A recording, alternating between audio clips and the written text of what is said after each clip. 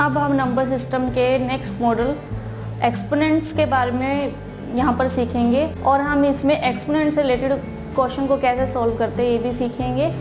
अब एक्सपोनेंट के क्वेश्चन को सॉल्व करना सीखे इससे पहले हमें ये पता होना चाहिए कि एक्सपोनेंट्स के लॉज क्या क्या हैं।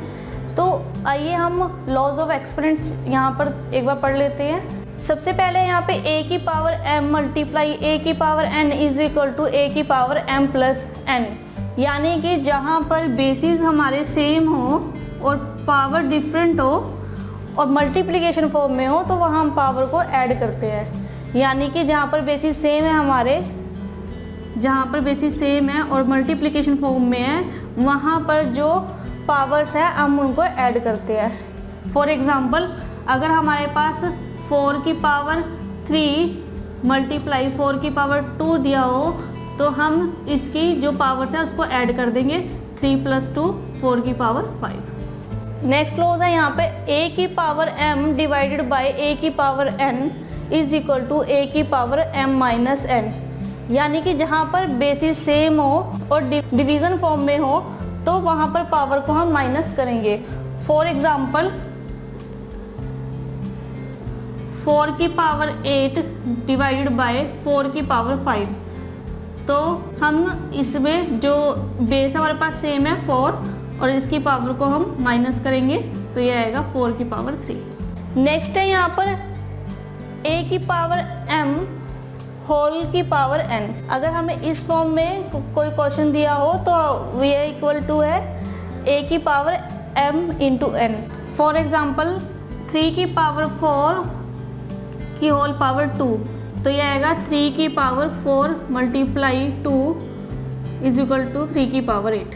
नेक्स्ट क्लोज है यहाँ पर m की पावर n मल्टीप्लाई b की power m is equal to a multiply b whole power m, यानी कि जहाँ पर हमारे पास पावर्स इक्वल हो और बेसिस अलग अलग हो और मल्टीप्लिकेशन फॉर्म में हो तो हम उसको a मल्टीप्लाई b होल की पावर m इस तरह से लिखते हैं। फॉर एग्जाम्पल अगर हमारे पास यहाँ पर दिया हुआ है 3 की पावर 8 मल्टीप्लाई 4 की पावर 8, तो यहाँ पर हम लिखेंगे 3 मल्टीप्लाई 4 की पावर 8 यानी कि 12 की पावर 8। नेक्स्ट रूल है यहाँ पर a की power m divided by b की power m is equal to a divide by b whole power m। जहाँ पर बेसिस डिफरेंट हो, पावर सेम हो, डिवीजन फॉर्म में हो तो उस वहाँ हम इसको a divide by b whole की पावर m इस तरह से ले सकते हैं। फॉर एग्जांपल 4 की पावर 5 डिवाइड बाय 5 की पावर 5, तो हम इसको लिखेंगे 4 डिवाइड बाय 5 की पावर 5 या फिर 4/5 की पावर 5। नेक्स्ट रूल है हमारे पास a की पावर माइनस m, जहाँ पर बेस की पावर माइनस में हो तो हम उसे इज इक्वल टू इस तरह से लिखेंगे a डिवाइड बाय a की पावर m, कि इससे क्या होगा कि जो माइनस की हमारे पास पावर है वो पॉजिटिव हो जाएगी। फॉर एग्जांपल 4 की पावर -5 है हमारे पास, तो हम इसको 1/4 की पावर 5 लिख सकते हैं ताकि जो हमारे पास जो पावर है वो पॉजिटिव हो जाए। हमारे पास नेक्स्ट लॉ एक्सपोनेंट्स का लॉ है m√a इज इक्वल होता है a की पावर 1/m। फॉर एग्जाम्पल 2√9, तो ये होगा 9 की पावर 1/2। सिमिलरली ऐसे ही अगर हमारे पास है 3√64, तो ये आएगा 64 की पावर 1/3। ठीक है। नेक्स्ट लॉ है हमारे पास a की पावर p/q, तो ये इक्वल टू है q√a की पावर p। फॉर एग्जाम्पल 4 की पावर 3/2, तो हम इसको लिखेंगे 2√4 की पावर 3 या फिर 2√4 की पावर 3, तो ये हुआ 64। नेक्स्ट लॉ है हमारे पास a की पावर 0 इज इक्वल टू 1। अगर हमारे पास किसी भी बेस की पावर हमारे को दी हुई हो तो वो इक्वल टू 1 होती है।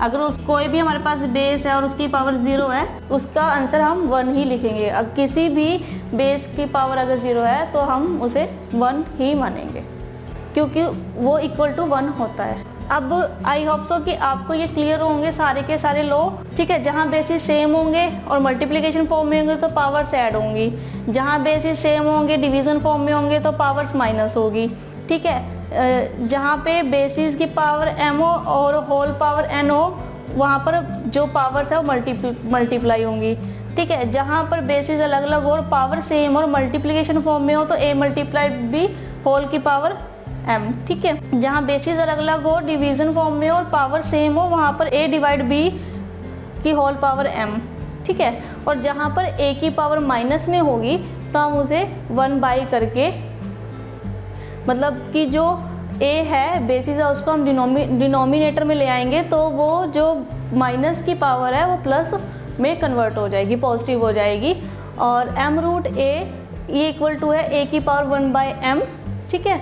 और a की पावर p बाई q है तो वो इक्वल है q रूट a की पावर p, ठीक है। और अगर हमारे पास किसी बेसिस की पावर a की पावर 0 है तो वो इक्वल टू 1 होगा, ठीक है। अब इससे रिलेटेड हम एक एग्जांपल करके देख लेते हैं। एक्सपोनेंट से रिलेटेड क्वेश्चन को सॉल्व करने के लिए यहाँ पर एक एग्जांपल है। तो अभी तक जो हमने रूल पढ़े हैं उनकी हेल्प से हम इस क्वेश्चन को सॉल्व करते हैं। क्वेश्चन दिया हमें 3 की पावर 0.3 मल्टीप्लाई 144 मल्टीप्लाई 12 की पावर 1.4 मल्टीप्लाई 4 की पावर 0.3 इज इक्वल टू 12 की पावर क्वेश्चन मार्क। अब हमें यहाँ पे क्वेश्चन मार्क को फाइंड आउट करना है। अब अगर हम राइट हैंड साइड को देखें तो 12 की पावर क्वेश्चन मार्क है, ठीक है। यानी कि हमारी जो लेफ्ट हैंड साइड है वो भी 12 की पावर समथिंग होगी, तो ये राइट हैंड साइड की इक्वल होगा, है ना। तो हम लेफ्ट हैंड साइड को सॉल्व करते हैं। तो अगर हम इन दोनों को इक्वल कर देंगे बोथ साइड्स को तो हमारे पास क्वेश्चन मार्क की वैल्यू आ जाएगी यहाँ पे। अब अगर हम देखें यहाँ पर तो 3 की पावर 0.3 और 4 की पावर 0.3 बेसिस से अलग अलग है यहाँ पर और पावर सेम है। तो हमने रूल पढ़ा था a की पावर m मल्टीप्लाई b की power m is equal to a multiply b की पावर m, है ना। तो यानी कि 3 मल्टीप्लाई 4 की पावर 0.3, 3 मल्टीप्लाई 4 की पावर 0.3, 144 मल्टीप्लाई 12 की पावर 1.4 इज इक्वल टू 12 की पावर क्वेश्चन मार्क। अब अगर हम इसको सॉल्व करते हैं 12 की पावर 0.3, है ना। नेक्स्ट अब 144 क्या है, 12 का स्क्वायर है ना। 144 स्क्वायर है 12 का, तो हम इसको 12 का स्क्वायर लिख लेते हैं मल्टीप्लाई 12 की पावर 1.4। आप यहाँ देख रहे हो 12 की पावर 0.3 मल्टीप्लाई 12 की पावर 2 मल्टीप्लाई 12 की पावर 1.4। अब हमने एक्सपेरिमेंट में के लॉज में पढ़ा कि अगर a की पावर m मल्टीप्लाई a की पावर n हो तो हम उन पावर्स को ऐड करते हैं, है ना।